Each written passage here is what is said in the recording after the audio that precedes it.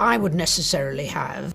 It is a moment where you need to have that discussion. The monarchy provides, with the Constitution, a degree Princess and has revealed one of King Charles's final wishes, something deeply personal that caught both Prince William and Prince Harry by surprise. In a family marked by quiet tensions and unspoken distance, the king's request has left his son stunned and uncertain about what comes next. The unexpected summit. The moment Prince Harry arrived alone at Windsor, the tension in the air was palpable. Meghan's absence didn't go unnoticed, stirring whispers among staff even before the meeting kicked off by having only Harry attend. The couple sent a loud, silent message about the state of their relationship with the royal family. Inside the Grand Hall's silence hung heavy. King Charles had summoned everyone under his command, but the atmosphere was thick with unspoken words. Security had also been beefed up, a clear signal that this meeting was about much more than family pleasantries. The real surprise: Charles, usually the one to address the family, had chosen not to speak himself.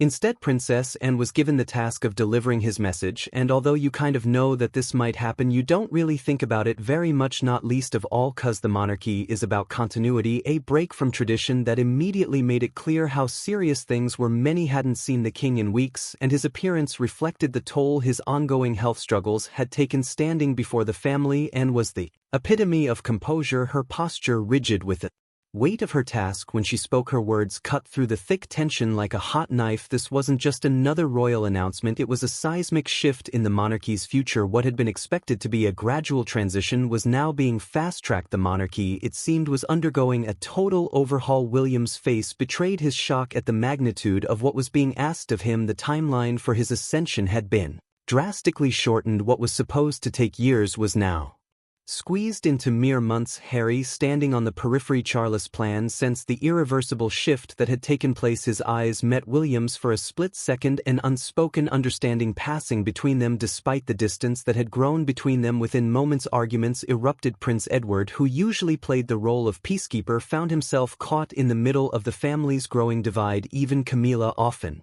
reserved when it came to family matters, voiced her concerns about the rapid pace of change. Everyone was struggling to wrap their heads around the sudden shift, but this wasn't a decision Charles made lightly. His health was in decline, and he knew the monarchy's future depended on this restructuring. The years of scandal, public distrust, and internal divisions had reached a tipping point and had been specifically chosen to deliver this message. After much deliberation, Charles, in his weakened state, had spent countless sleepless nights crafting and redrafting the announcement, consulting only his most trusted advisors among the royals, and was known for her blunt honesty, traits that sometimes put her at odds with the monarchy's preference for diplomacy. But in this moment, her straightforward approach was exactly what Charles needed in a family where uncomfortable truths were often wrapped in ceremony, and was the one person he could trust to speak plainly. When she finished, there was a long silence. Even the staff in the room seemed to hold their breath.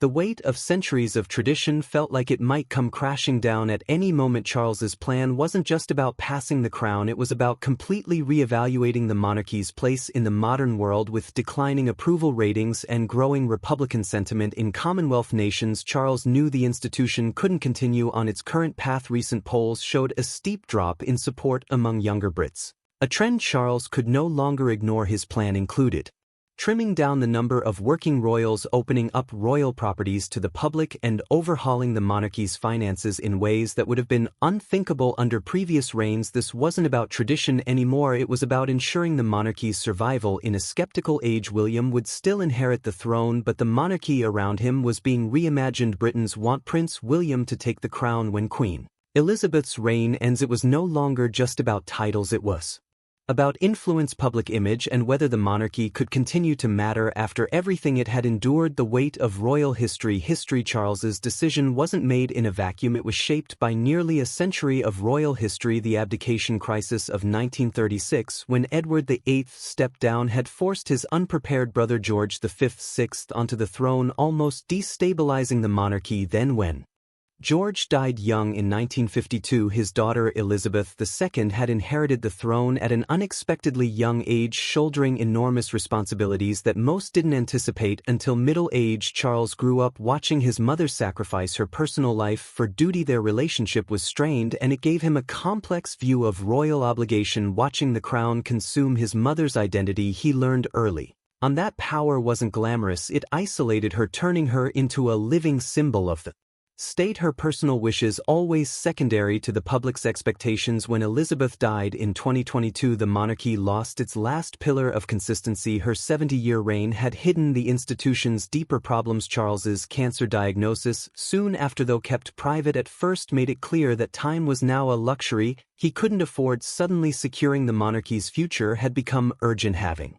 spent decades preparing to be King, Charles found himself facing the very real possibility that his reign could be cut short by illness. The irony wasn't lost on him or on royal historians who had long studied the delayed successions in Windsor history. Now, with his health failing, Charles was determined that William wouldn't inherit the same institutional weaknesses that had made his own transition so difficult. Charles had always been the patient heir, but time was running out. The crown was no longer just a symbol, it was fragile, and it needed protection from external criticism and internal strife. Every public appearance required medical planning, with doctors always on standby. Charles studied European monarchies and the chaos that followed rushed abdications. He didn't want to repeat their mistakes. His decisions were focused on the survival of the institution, not personal legacy. He implemented new financial transparency measures, started discussions about returning royal artifacts to former colonies, and began converting some royal estates into public housing, all moves that would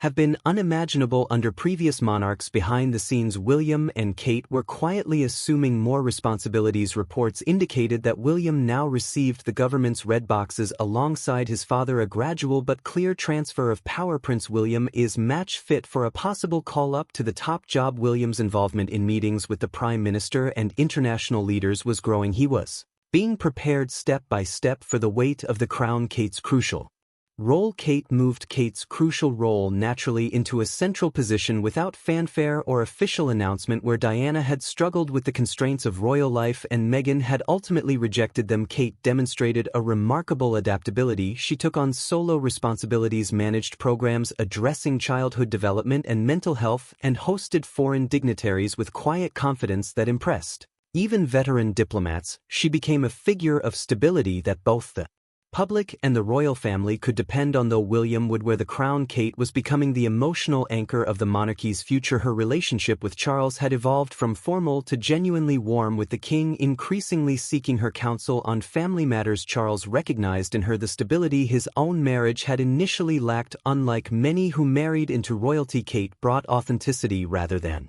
aristocratic connections. Her middle-class background, once subtly mocked by some courtiers as too common, now represented a vital connection to ordinary British life. Queen Elizabeth had recognized her steady presence early on, while others like Camilla initially saw her as a potential challenge to their influence. Kate's strength came from remaining grounded despite entering an institution built on tradition and hierarchy. Her handling of public challenges proved her value repeatedly. When Meghan Markle claimed that Kate had made her cry during wedding preparations, Kate maintained dignified silence. She didn't issue statements or give interviews. She simply continued her work with increased visibility. This restraint demonstrated a strength that impressed royal advisors and the public alike. Her approval ratings consistently outpaced most other family members, including William. At times behind palace walls, Kate's influence extends beyond public appearances. She has modernized aspects of royal parenting, insisting her children have experiences outside the bubble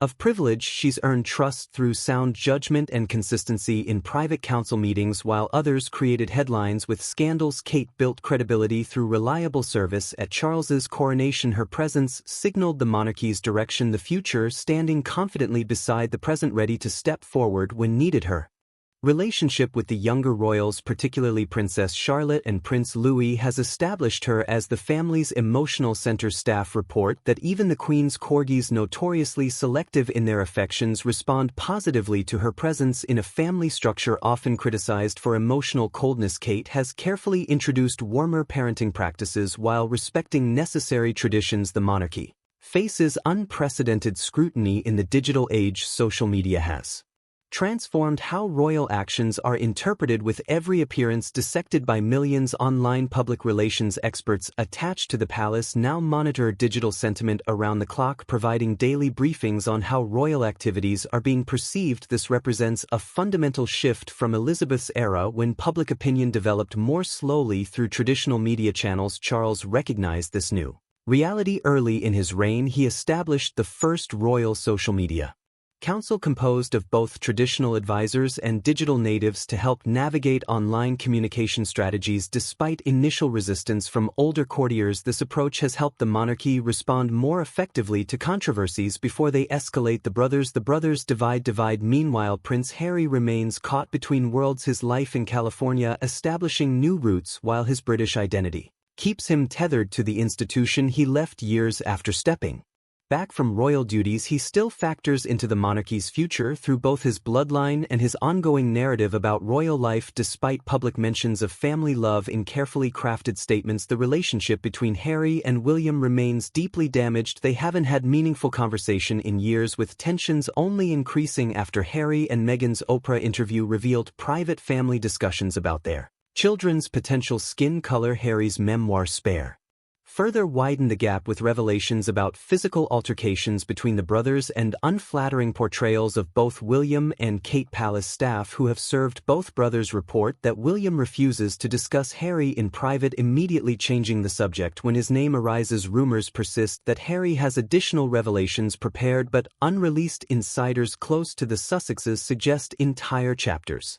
were removed from Spare before publication at the advice of legal counsel. Some believe he's waiting for a moment of reconciliation, while others think he's holding back to see what kind of king William becomes. The existence of this potential material creates ongoing anxiety within palace walls, but whether Harry can ever return to the royal fold may no longer be his decision. That power increasingly rests with William, whose position strengthens as Charles's health fluctuates. The dynamic has shifted fundamentally. Harry can no longer appeal to his father as the ultimate authority on his status. The future lies entirely in his brother's hands. I don't think that we can ever have peace with my family unless the truth is out there. As William prepares for leadership, his approach appears more decisive than his father's, where Charles absorbed family conflicts quietly, often internalizing stress. William seems ready to establish clear boundaries and expectations. According to senior palace sources, one of his first acts as king might be formally removing Harry and Meghan's Royal Highness titles, which they retained but agreed not to use when stepping back from royal duties. William believes the monarchy needs sharper definition about who represents it in a media landscape where any statement can be amplified globally. Those who choose to leave shouldn't continue holding titles connected to the institution they've abandoned. This position hardened when Meghan was recently referred to as Her Royal Highness in a reposted message from a foreign diplomat. Despite agreements not to use that title for William, this highlighted the ongoing confusion about their status and the need for clearer boundaries. Another significant challenge facing the monarchy is its relationship with Commonwealth nations. During Elizabeth's reign, her personal popularity helped maintain these connections, even as many former colonies reassessed their relationship with Britain. Since her death, several Caribbean nations have begun formal processes to remove the British monarch as head of state. Following Barbados's example in 2021, Charles has approached this issue with pragmatism rather than resistance. He privately acknowledged that this evolution was inevitable and potentially healthy rather than fighting to maintain symbolic leadership positions. His strategy focused on transforming these relationships into meaningful partnerships based on shared interests rather than historical obligation. This approach has surprised many who expected him to fight harder to preserve traditional roles. William has been central to implementing this new vision. His tours of Commonwealth nations now focus heavily on climate initiatives, education partnerships, and cultural exchange rather than ceremonial duties. Behind the scenes, he's been meeting with Commonwealth youth leaders to understand their perspectives on the monarchy's future role. These conversations have sometimes led to uncomfortable realizations about how the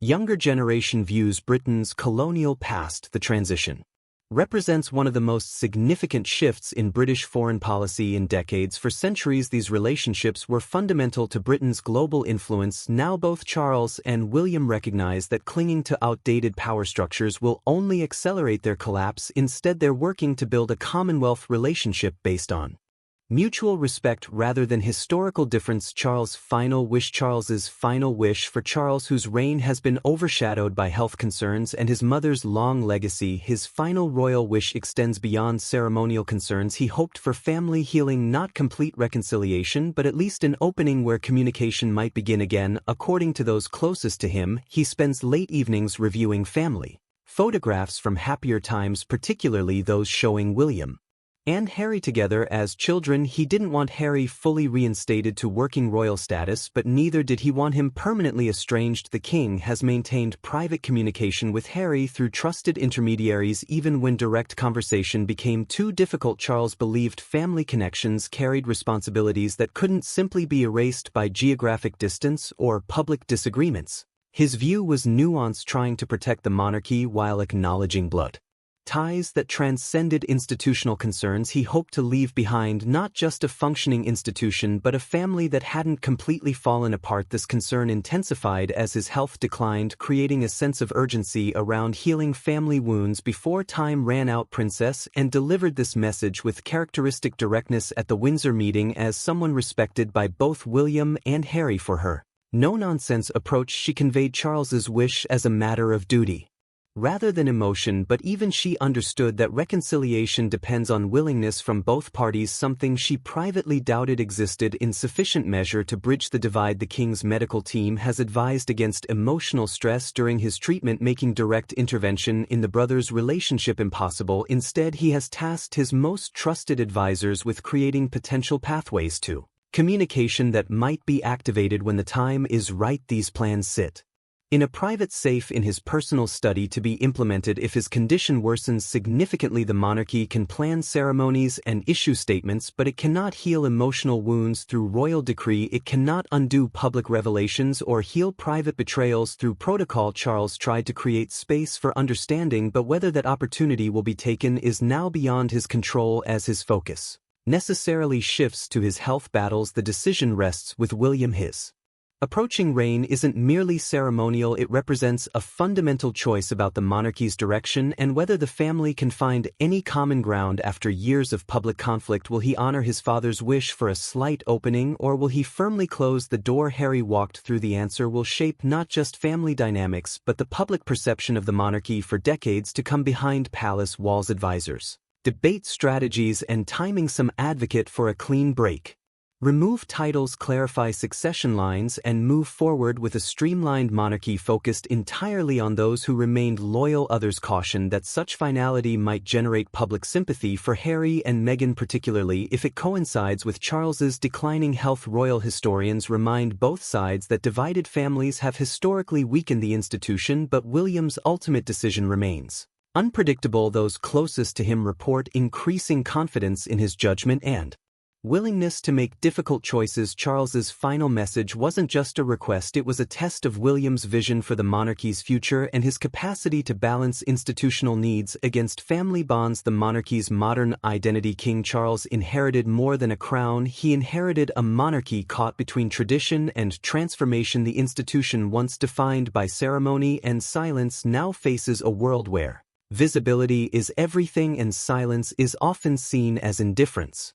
Charles knows this. Unlike previous monarchs, he did not rise suddenly to the throne. He waited for decades, watching public opinion evolve, watching institutions crumble, and learning what no other king before him had to learn: how to lead in a time when leadership itself is questioned. From the beginning of his reign, Charles has made it clear that this will not be a monarchy of spectacle. It will be streamlined, deliberate, and more responsive to the social climate. His vision has always included a slim down royal family, fewer public appearances, fewer working royals, fewer taxpayer-funded roles. This is not just a slim down royal family cost-saving measure, it's an attempt to rebuild trust by showing restraint and relevance. The late Queen Elizabeth II, a symbol of continuity. Charles, by contrast, wants to represent adaptation. He sees that society has changed. People demand transparency, they challenge inherited power, they question everything from wealth to tradition. Charles understands that the modern monarchy must not only survive these questions but prove its worth through conduct and reform. This is a delicate balance, honoring the past while adjusting to new public expectations.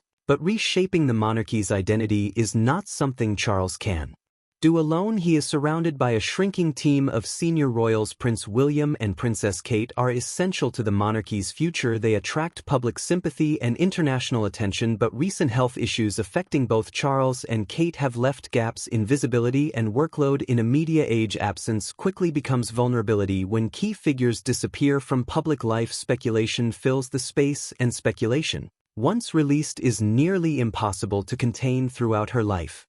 Her Majesty the Queen, my beloved mother. This is why Charles has made media management a quiet priority. He has not declared war on the press, but he has made new rules under his leadership. Royal engagements are shorter, tighter, and more selective. Photographers no longer move freely. Information is shared only when necessary. There are fewer spontaneous moments, fewer leaks, and more rehearsed appearances. This is not a retreat, it is a strategy to protect the family's image while preserving their dignity. Charles is aware that the monarchy no longer controls the narrative by default. Prince Harry and Meghan Markle's decision to speak publicly through interviews and streaming deals showed the world that palace silence is no longer effective. It created a situation where emotion and conflict were broadcast globally, and the royal family was forced to respond not through press statements but through behavior. Charles's response has been to maintain a calm exterior and avoid public counterattacks, but privately he is reorganizing how the monarchy handles public perception. In this new identity, control and caution are central. The royal family's relationship with the media has been transformed. Charles has approved internal reviews of communications and limited insider access. Reports suggest increased monitoring of leaks and more direct oversight of press relations. It may not be dramatic, but it is a quiet shift in power dynamics. The king is no longer just a ceremonial figure. He is the final editor of the monarchy's public face, but there is a cost to caution. The more the family withholds, the more the public speculates. In today's world, people do not respond to mystery with admiration, they respond with doubt. The king is trying to maintain the institution's mystique without appearing distant or indifferent. This is perhaps the most difficult part of his job, staying present without being too exposed. So far, Charles's approach has been consistent. He is modernizing through discipline, not drama. He is reshaping the monarchy's identity through reduced scale and increased control. He is not chasing popularity but legitimacy, and legitimacy, in his view, must come from responsibility, not charm. This version of the monarchy may not appeal to everyone. It is more muted, more cautious, and more managed than ever before. But for Charles, this is not about performance. It is about preparing the institution to exist in a time when nothing is sacred and everything is public. As William stands on the edge of his future reign, one decision could shift the course of the monarchy forever. What do you think? Should William honor his father's final wish or take a harder stance for the sake of the crown's stability? Let us know in the comments.